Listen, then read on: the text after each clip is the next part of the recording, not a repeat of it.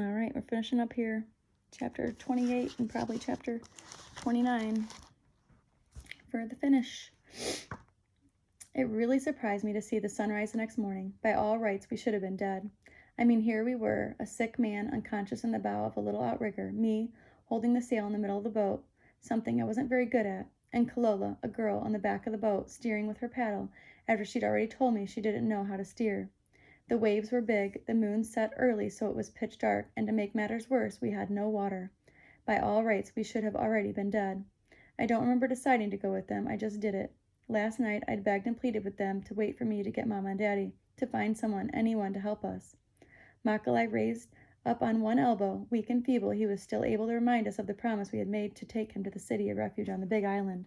Home was far up the hill.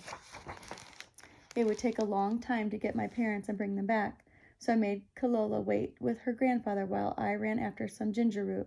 The water from the spring smelled really funny. It was a familiar odor, only I couldn't recognize it at the time. Anyway, I decided to wash the dirt off the roots with seawater. I found where Kalola had her school tablet, but I couldn't find any chalk, so I grabbed a piece of charcoal from the dead fire beside the hut. Need help, Big Island, City of Refuge. That's all I had time to leave scrawled on the slate tablet in the middle of the living room floor. It was fuzzy and in the dark. I couldn't even tell if anyone could read it. Besides, with my luck, probably no one would even find it.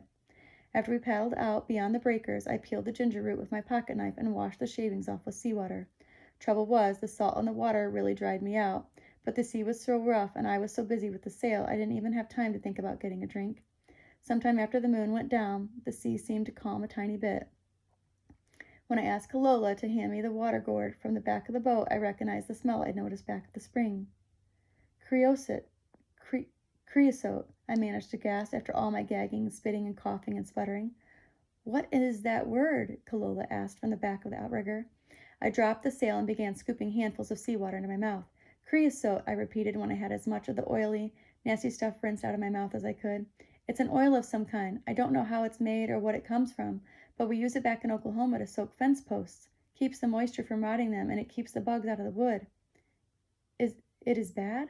I reckon when I was little I used to chew my fingernails. I remember one time I was helping Daddy get some post out of this metal tank. I started to stick my finger in my mouth and he slapped the tar out of my hand. Told me never to get my hands near my mouth when I was around the creosote. Will Grandfather die? I don't know. I answered her as truthfully as I could. Depends on whether or not he drank much water or how much he mixed to make his poi. Depends on how much he got in him. From what I know of creosote, it ain't good. I pulled the pole back up, held it between my feet, and watched as the wind caught and filled the cloth. We sailed on into the dark night, sailed farther and farther from the safety of our tiny island and into the huge black emptiness of the Pacific. It was indeed a surprise to see the sunrise that morning. Even more surprising was to see how close we were to the small flat island. Kahulawe, Kalola told me. Are there any towns there, anywhere we might find a doctor? Kalola shook her head. Not much water on Kolohoe. Nothing there but a few goats and sheep. No town, no people. Fishermen sometimes stop to spend the night between islands. No one else. We hugged the shore. Just about the time the channel between Maui and Kahulawe opened up and we had to turn southeast to find the big island, I saw a man. He stood on the sand not far from a flock of goats and sheep. He had a beard and long hair. When I waved, he waved back. I flipped the sail and spun our outrigger toward the beach. We slid up on the bank, not 30 feet from where he stood. Hey, mister, I called. Can you help us, please? I told him about the old man and the creosote. I asked if he knew of anywhere we could find a doctor or get help. I tend sheep and goats, he motioned at animals behind him, but perhaps I can help. He went to the boat and lifted the old man's head. Makalai smiled when he saw the kind face looking down at him. The man spoke. Only I couldn't hear what he said. Then he took a gourd from his belt and held Makalai's head while the old man drank. He handed me the gourd and told me the water was for Kalola and me. Then he put 3 more gourds in the bottom of the boat. He said there was goat's milk in them. We were to make Makalai drink one, then fill it with salt water from the sea. If he will not drink the others, give him the seawater. It will make him thirst, so he will have to drink. Will he make it? I asked. I cannot say. With that, he helped us push the boat into the water. We just paddled a little ways when I remembered I should have thanked him for the goat's milk and for his help and kindness. Only when I turned around, he was busy moving his goats up the hill. Thank you, I called as loud as I could. Without turning, he waved and went on about his work. We sailed all that day and into another night. The sea was much calmer. In the daylight, Kalola and I could see the clouds that clumped above the big island. We followed them until the moon went down. Then there was nothing but the dark.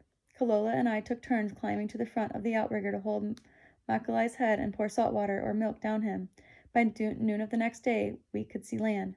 I offered a little prayer of thanks because I never expected to see land, not ever again. Near the coast, we turned right. Kalola had never been there. Our only guide was her memories of Makalai's stories.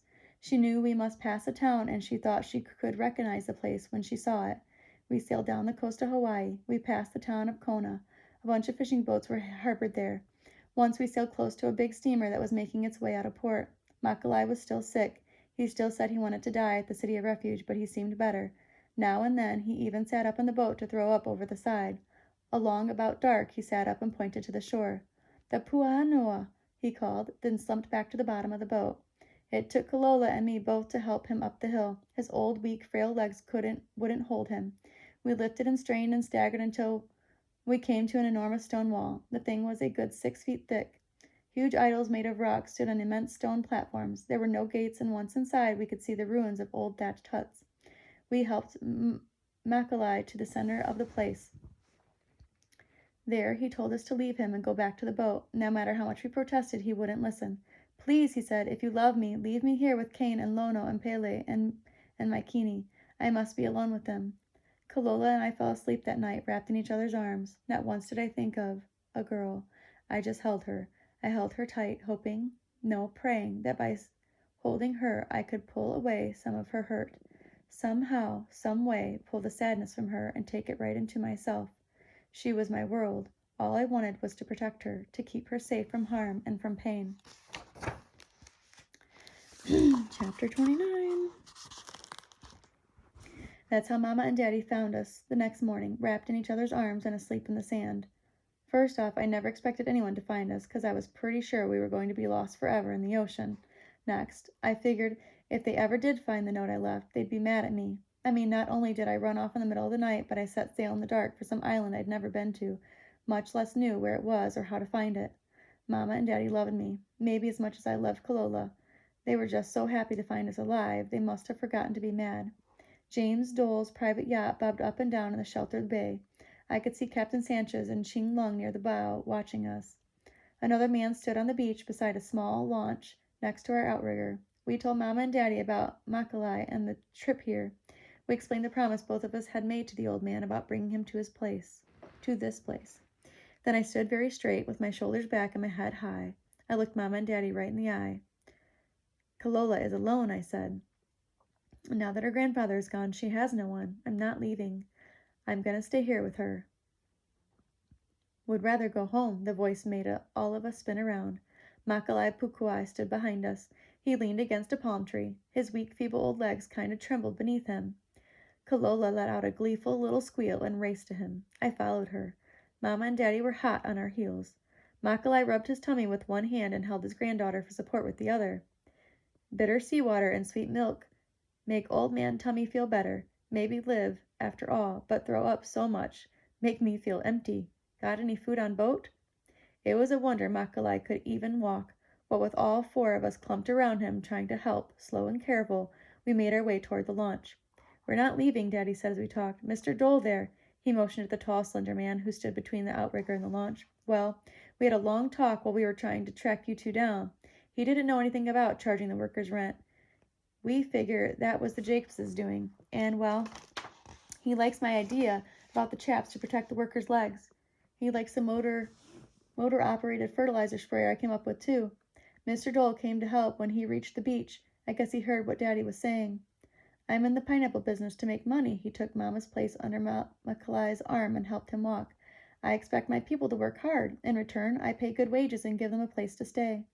Appears to me that Paul Jacobs was cheating the workers and me both. We'll straighten things out. You can mark my word on that." Mama reached in the launch and moved the oar out of the way so that Makalai wouldn't trip over it when Daddy and Mr. Dole helped him in. "We're staying, John, all of us. We're staying on Lanai." I went to the boat and brought Daddy and Mr. Dole the gourd with the creosote in it. We pushed the launch off, and James Dole worked the oars to get them back to the schooner. Kalola, Mama, and I followed them in the outrigger, which we tied on behind the schooner. Captain Sanchez sailed south around the island. Ching Lung seemed to take great pleasure in visiting with Makalai and bringing him food from the galley. If the old man had eaten all Ching Lung brought, he would have exploded. We stopped at the port in Hilo, and Captain Sanchez went for a doctor. Makalai ate like a little pig. He burped a bunch, but kept patting his stomach. "Tummy much better now," he kept saying. The doctor at Hilo said he would be okay, but to keep giving him plenty of liquids and fruit for a week or so. It was the very next afternoon when James Dole, Daddy, and Jose de los Santos had me show them where to park the car at Manel Bay and how to get to Makalai Pukui's house. Daddy and Mr. Dole had found 3 cans of yellow powdered dye in the trunk of Paul Jacobs's car. On the drive down the hill, when they told me about it, I remembered how yellow the water was when I washed the ginger root.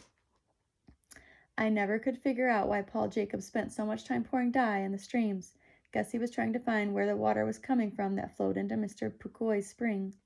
The whole Chrysler reeked of creosote, Mr. Dole added. We found 2 full barrels of it and 1 empty barrel in the shed behind Paul Jacobs's house. He couldn't talk the old man into selling his land, and he couldn't scare him off with threats. I guess his last resort was to poison his water supply. What I can't figure out is why. Oh. I've sent Captain Sanchez for the sheriff over on Maui. Mr. Dole informed Makalai once we reached his home. We're going to charge Paul Jacobs with attempted murder. Figure we can get him and his wife both on embezzlement for stealing money from my workers. Just wanted to let you know. Anything else you want? You want to cuss him out or... We'll hold him and you can beat him up, Jose broke in. Makalai just smiled and shook his head. I will not hit. I guess the whole bunch of us kind of jerked and gasped. But he tried to kill you, Mr. Dole insisted. The old man just shrugged and took another bite of mango. Jacobs want whole island be Mr. Dole Island. When I not sell, he tried to run away by make water stink and make old man sick. I don't want the whole island, Mr. Dole protested. I never did. I got more land now than I can possibly use. I never intended for... Makalai waved him to be quiet. I know this. Jacobs not know. Think he make Aki happy. Aki means boss, Kalola whispered to Mr. Dole. Just make himself unhappy, Makalai went on. He not very smart in head or very good in heart, but old man okay. Kalola and Keone okay. I forgive Jacobs. Not want in jail. Maybe just send away. That be okay with me. Mr. Dole looked at Makalai for a long, long time. Finally, he sighed and shook his head. Don't think I ever met a man with a more Christian attitude. If that's all you want, that's all I want. My mouth flopped so wide a sea turtle could have walked in. I shook my head back and forth hard enough to make my brain rattle. But before I could protest or say anything, Daddy nudged me with an elbow. He leaned over and whispered, Remember that special kind of love you talked about? That's all Daddy said. Don't reckon he needed to say anything else. Things were a lot different on Lanai once the Jacobs family left. James Dole tried to make Daddy the foreman of the whole pineapple plantation. Daddy didn't want any part of it, so he trusted Jose de los Santos. He told Mr. Dole that Jose knew more about pineapples than anyone on the island. Besides, Daddy liked inventing and tinkering with stuff. Mr. Dole agreed. Mr. Foster left not long after the Jacobs. Miss Blevins, our new teacher, made school a lot more fun. She was every bit as strict as Mr. Foster, but she was nice. All of us sat together, and she treated us all the same. After the first couple of weeks, Robert and the rest of the guys even started including me in their baseball games. Makalai finally got the creosote out of his taro patch. He was happy. Mama ran the mercantile. She treated everybody decent and nice. Daddy tinkered and messed with stuff. He remembered the conveyor belts at the pineapple plant in Honolulu and decided to rig something like that on the back of the pineapple trucks to help with the harvesting. At school, Kalola and I didn't sit together. After school, we went our separate ways and met at Mr. Monroe's pen for the ride home on Ginger. Reckon both of us can hardly wait till next summer. Aloha. And that is the end. Do, do, do.